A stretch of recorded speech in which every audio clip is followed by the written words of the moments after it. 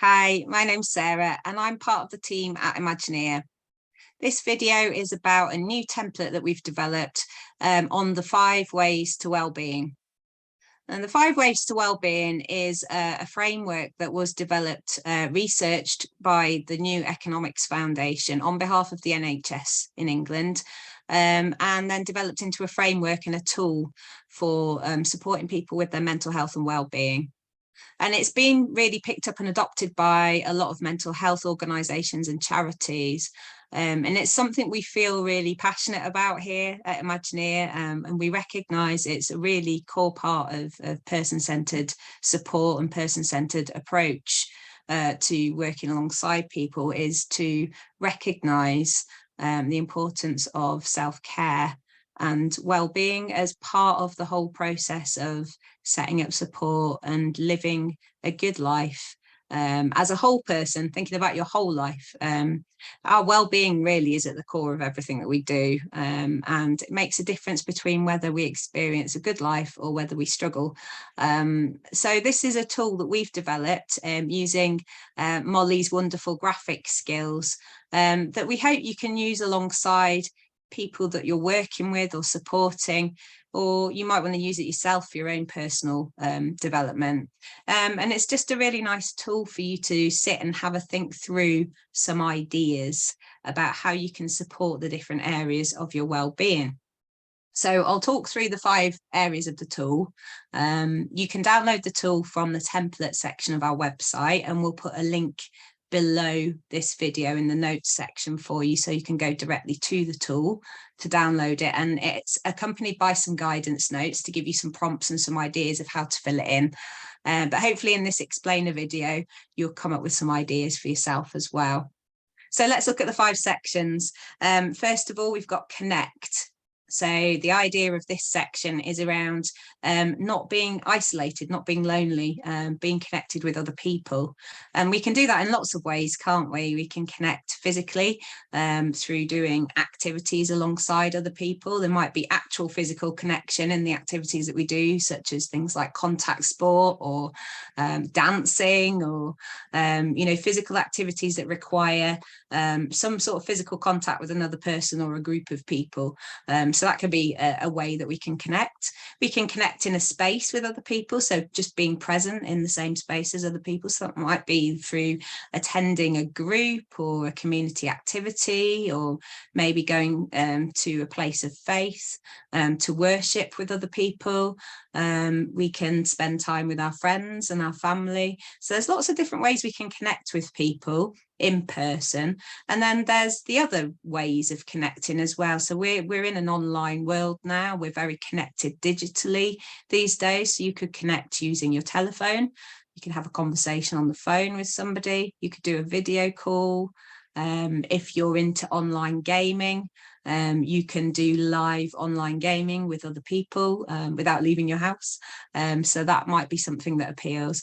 But this idea of connectedness is really good for our well-being, because it helps us to know we're not by ourselves. And our brains are really wired to seek connection. As human beings, we're designed to live in community with other people. So if you can think of some ideas of how you can build connection into your week somewhere, that's really going to help support your well-being. So that's the first section. The second section is about learning. And again, there's lots of different ways we can learn. Some of us like to learn by reading. Some of us like to learn by watching. Some of us like to learn by listening. And some of us like to learn by doing. Or it might be a combination of all of those things. So you might want to think about making a list of books that you've been meaning to read for a long time, or you might want to go online and have a little search for something that you're interested in reading about. You might want to do an actual course, or take up a new qualification in something that you're interested in doing. So you can do some research and find out what courses are available. There's lots of funding to help subsidise or pay for people to do learning if they're interested in developing their knowledge and their skills. So it's worth having a look online to see what's available in an area that you're interested in. You might be interested in listening to podcasts if you like to listen whilst you're doing something else. Podcasts are great if you're being active with your hands or your body in some way. So I quite often listen to podcasts while I'm doing my housework, for example. I put my earphones in and I listen to the podcast whilst I'm cleaning. I sometimes also take my earphones if I'm going for a walk on my own. So I'm getting some physical exercise at the same time, and that's a good way to learn as well. And lastly, you might be the kind of person that learns by doing. So you might want to go along to a club or a community of interest and get involved in learning some new skills, doing some new activities alongside other people who are more skilled and able to teach you and show you what to do. And if you're like me, the kind of person that likes to have a go yourself with your own hands to learn how to do something. So there's lots of ways we can learn. And again, learning is really good for our well-being because it gives us a sense of achievement. We feel that we're developing ourselves, and there's a sense of real reward when you learn a new thing or you master something that you've been really struggling to grasp. So learning is the second one. The third one is about giving. We can give in lots of different ways. We can give money, obviously. We can give to charity, or we can give gifts to people as a way of really that feeling connected and feeling a sense of helping other people, making other people feel good as well. We might give of our time, so we might volunteer or help people in some way. So there's lots of ways we can volunteer. We can look online for volunteer opportunities. Quite often social media and Facebook is a good place to search for things like that in your local area. And most local communities will have a community volunteer agency or directory where there's a list of volunteering opportunities in your local area. So that's a really good place to look if you're interested in doing something like that. You could also just volunteer to help out your neighbours or your relatives, or people who need help. People might need a babysitter, or they might need somebody to go and do their shopping or pick up a prescription or something like that. So there might be other ways that you can give of your time as well to help others.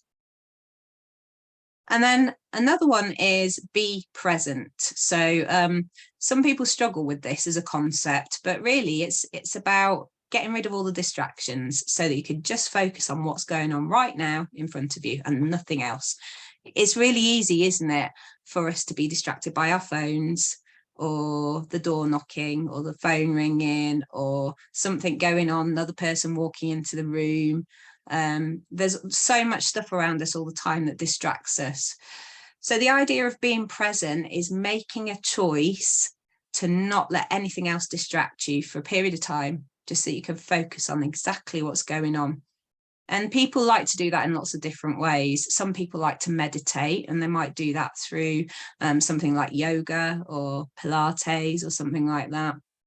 You might just choose to sit quietly and listen to some calming music, or even just sit and look at a view for a bit, or go for a walk and just really notice everything that's around you, the sights and the smells and the colours, and just really experience being outside. That's a really nice way to be present. What's a good discipline is if you're choosing to be present and you're worried that you're just too easily distracted, just start small. Maybe just do it for 5 minutes to begin with. See if you can do 5 minutes. If it helps, set a timer on your phone so you know when the 5 minutes is up, and just see if you can do a thing that keeps you really present and focused and not distracted by anything else for 5 minutes. Now, for me personally, when I'm being present, either doing something physical with my body, like yoga, or doing something creative, art and crafty, making things with my hands, I find is a really good way of being present. But we're all wired differently, so you will have your own ideas about how to be present. And the last one is be active. So this is a really simple one. It's about just choosing to do something that's active on a regular basis. This is so good for our well-being in so many ways. Obviously, it's good for our physical health, keeps our heart and lungs fit and healthy if we're moving and we're doing some form of physical activity that's challenging our body a little bit. It could be just as simple as going for a gentle walk or doing a bit of stretching or something like that. But also there's the chemical benefits of physical activity. So your brain releases chemicals when you're being physically active that actually help with your mental health and well-being as well.